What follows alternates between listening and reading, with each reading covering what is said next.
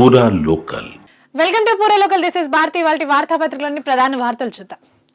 ముందుగా ఈనాడు చూసుకున్నట్లయితే దావోస్ పర్యటనకు సంబంధించిన మరిన్ని అంశాలు మనకి ఇక్కడ కనిపిస్తున్నాయి. సో ఏ ఆవిష్కరణలు అమలుకు ఐకామ్. సో ఇన్నోవేషన్ సంస్థను దావోస్ లో ఆవిష్కరించిన సీఎం రేవంత్ రెడ్డి. సో కృత్రిమ మేధను ప్రయోగాల దశల నుంచి ప్రజల్లోకి తీసుకెళ్లడమే లక్ష్యం అని కూడా ఆయన వెల్లడించారు. ఇక్కడ చూసుకోవచ్చు దావోస్ లో సంస్థల ప్రతినిధులతో సీఎం ఫోటో ఒకటి. సో ఫ్యూచర్ సిటీలో భారీ ఏ డేటా సెంటర్ ఏర్పాటు కానుంది. సో 5,000 కోట్ల పెట్టుబడితో ముందుకొచ్చిన యూపీఎస్సీ వోల్ట్ అలాగే 3,800 మందికి ఉద్యోగ అవకాశాలు దక్కే ఛాన్స్ కూడా ఇక్కడ కనిపిస్తుంది. 623 కోట్లతో స్నైడర్ ఎలక్ట్రిక్ విస్తరణ. దావోస్ లో సీఎంతో ఆయా సంస్థల ప్రతినిధులు భేటీ అయ్యి ఒప్పందాలు కూడా కుదుర్చుకున్నారు. కేటీఆర్ కు సిట్ పిలుపు. సో ఇటీవల ఫోన్ ట్యాపింగ్ కేసులో భాగంగా మాజీ మంత్రి హరీష్ రావు విచారణకి హాజరయ్యారు సిట్ నోటీసుల మేర. సో ఇప్పుడు నెక్స్ట్ నోటీస్ కేటీఆర్ కు అందినట్టు కూడా తెలుస్తుంది. సో నేడు కేటీఆర్ విచారణకు హాజరవ్వాల్సిందిగా ఉంది. సో దీన్ని నోటీసుల తర్వాత కేసీఆర్ కొన్ని వ్యాఖ్యలు చేశారు. సో నోటీసులకు భయపడను, నాపై రేవంత్ రెడ్డి కక్ష సాధింపు చర్యలు చేస్తున్నారు, ఫోన్ ట్యాపింగ్ తో నాకు సంబంధమే లేదు అంటూ కూడా సిరిసిల్లాలో సీఎం మాజీ మంత్రి కేటీఆర్ చేసిన వ్యాఖ్యలు ఇవి. నాయిని టెండర్ల రద్దు, సిఎస్ఆర్ సంగతి తేల్చండి అంటూ కూడా కేంద్ర బొగ్గు శాఖ ఉత్తర్వులు జారీ చేసింది. సో సింగరేణిపై విచారణకు సాంకేతిక కమిటీని కూడా నియమించింది. సో ఈ ఉత్తర్వులు చేరేలోగానే హైదరాబాద్ కి కమిటీ వచ్చినట్టు కూడా తెలుస్తుంది. 3 రోజుల్లోనే నివేదిక ఇవ్వాలి అంటూ కూడా ఆదేశాలు జారీ చేసింది ఇప్పటికే.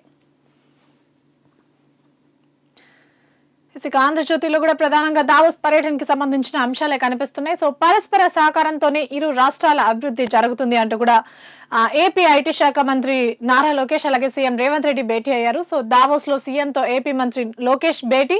తెలంగాణ స్కిల్ క్యాంపస్లను సందర్శించాలని రేవంత్ రెడ్డి సూచన. అలాగే మేడారం జాతరకు రావాలి అంటూ కూడా ఆహ్వానం పత్రిక అయితే అందజేశారు. సో ఏపీ విద్యా సంస్కరణలు వివరించారు లోకేష్. ఇదే సందర్భంగా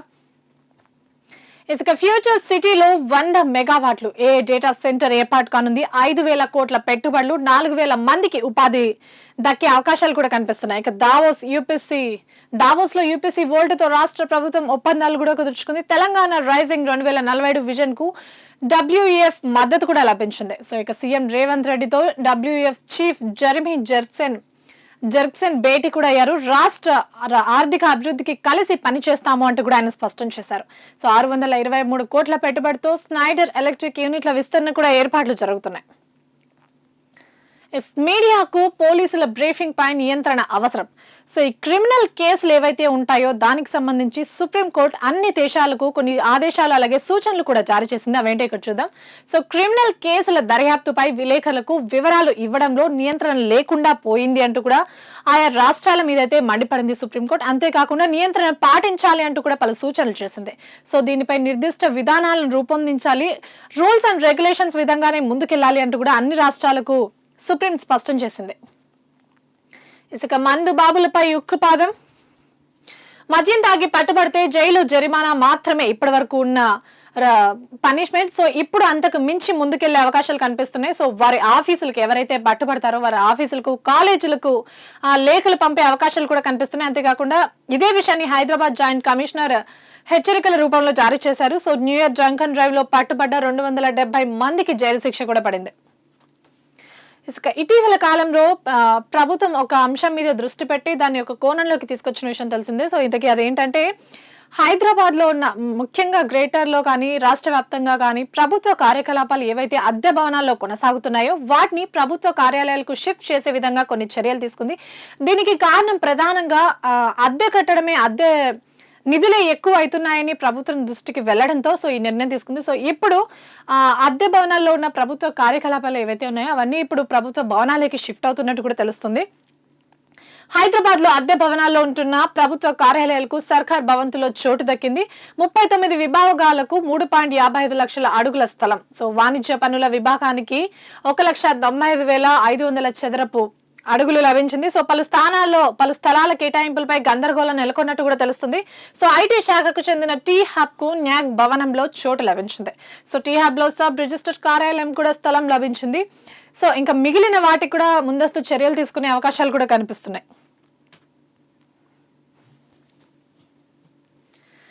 సాక్షిలో కూడా ప్రధానంగా దావోస్ పర్యటనకు సంబంధించి అందులో భాగంగా రాష్ట్రానికి వచ్చిన పెట్టుబడులకు సంబంధించిన వార్తే ప్రధానంగా ఉంది. సో నిన్నటి వరకు 19,500 కోట్ల పెట్టుబడులు రాష్ట్రానికి వచ్చాయి. సో ఇప్పుడు 28,698 కోట్లు వచ్చాయి. ఇక జేసీసీలు, డేటా సెంటర్లు, క్లీన్ అండ్ గ్రీన్ ఎనర్జీ తయారీ రంగాల్లో పెట్టుబడుల ఆకర్షణ జరుగుతుంది. సో WEF వేదికగా అంతర్జాతీయ దిగ్గజ సంస్థలో రాష్ట్ర ప్రభుత్వం చర్చలు జరిపి ఒప్పందాలు కూడా కుదుర్చుకుంది. నైని కోల్ బ్లాక్ ఇందాక కూడా చూసుకున్నాం. నైని కోల్ బ్లాక్ పై సమగ్ర విచారణ, 2 అధికారులతో సాంకేతిక కమిటీ ఏర్పాటు, టెండర్లు రద్దు సహా పలు అంశాలపై దర్యాప్తుకు కేంద్ర బొగ్గు శాఖ ఆదేశాలు జారీ చేసింది అంటూ కూడా కేంద్ర మంత్రి కిషన్ రెడ్డి చేసిన వ్యాఖ్యలు. సో 3 రోజుల్లోనే నివేదిక ఇవ్వాలి అంటూ కూడా ఆదేశాలు జారీ చేసింది. ఇక జమ్మూ కాశ్మీర్ లో ఘోరం జరిగింది. లోయలోకి పల్టీ కొట్టిన ఆర్మీ వాహనం, 10 మంది సైనికులు దుర్మరణం, మిగిలిన 11 మంది తీవ్రంగా గాయపడినట్టు తెలుస్తుంది.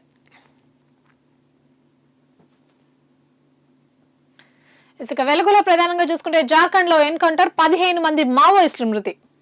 సో చనిపోయిన వారిలో కేంద్ర కమిటీ సభ్యుడు పతిరామ్ కూడా ఉన్నట్టు తెలుస్తుంది. సో AK-47 ఆటోమేటిక్ గన్స్, భారీగా పేలుడు పదార్థాలను కూడా భద్రతా బలగాలు స్వాధీనం చేసుకున్నాయి.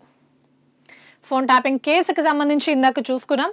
సో బీఆర్ఎస్ ఎలక్టోరల్ బాండ్లకు ఫోన్ ట్యాపింగ్ కు లింక్ ఏంటి అని ప్రశ్నించే అవకాశాలు ఉన్నట్టు కూడా తెలుస్తుంది కేటీఆర్ ని. సో ఫార్మా, ఐటీ వ్యాపారవేత్తల నుంచి 100 కోట్ల విరాళాలు, బాండ్లు కొనుగోలు చేసిన వారి వివరాలు ట్యాపింగ్ లిస్ట్ లో ఉన్నట్టు కూడా గుర్తించారు. సో సంధ్య కన్వెన్షన్ శ్రీధర్రావు నుంచి 13 కోట్ల బాండ్లు సో బ్లాక్ మెయిల్ చేసి రాయించుకున్నారని ఇప్పటికే శ్రీధర్రావు ఆరోపణ. ఈ కోణంలో కేటీఆర్ ను ప్రశ్నించే విధంగా సిట్ అడుగులు వేస్తున్నట్టు కూడా తెలుస్తుంది. సో ఈ రోజు విచారణ జరుగుతుంది.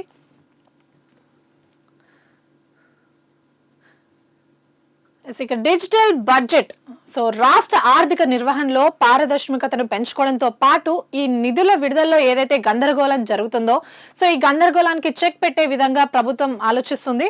సో నిధుల లెక్క పక్క ఆర్థిక నిర్వహణలో మార్పులపై ప్రస్తుతం రాష్ట్ర ప్రభుత్వం ఫోకస్ పెట్టింది.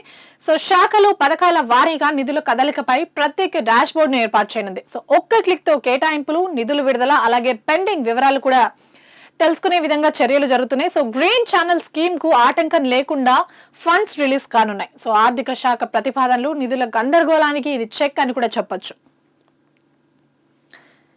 ఇక ప్రస్తుతం ఈ వీధి కుక్కల వ్యవహారం ఏదైతే ఉందో, ఇందులో రాజకీయ నాయకుల నుంచి సినీ సెలబ్రిటీల వరకు అందరూ స్పందిస్తున్నారు దీనిపైన. దానికి సంబంధించిన ఒక అంశం ఇక్కడ చూసుకుంటే, సో 37 కుక్కల డెడ్ బాడీలు వెలికితీత.